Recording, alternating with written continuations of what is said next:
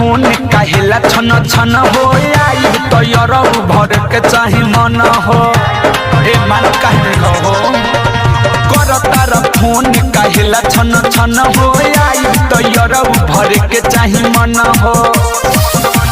नदी के कानी में चली हो केहू देखे के ना चाही नदी के कानी में चली हो केहू देखे के ना चाही पहले बात करई और उठे के तफिक के ना चाही पहले बात करई और उठे के तफिक के ना चाही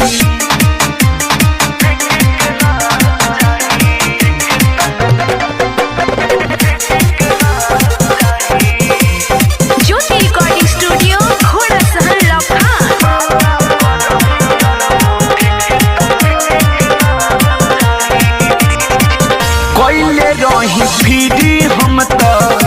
तोहरे लागत न हो पिछला बेरी आईनी तो भरल नहीं मन हो सफा चपट कैले रही फिरी हम तोहरे लागत न हो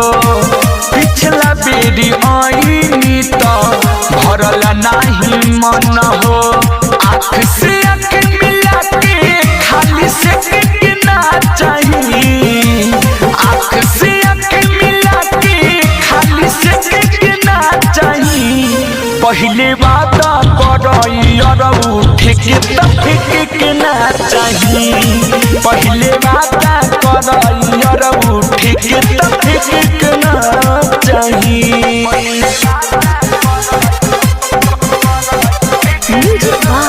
रितेश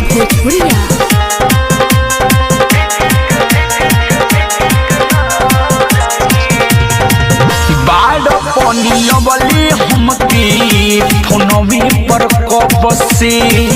जानतानी चढ़ेल तो उतरेल छब से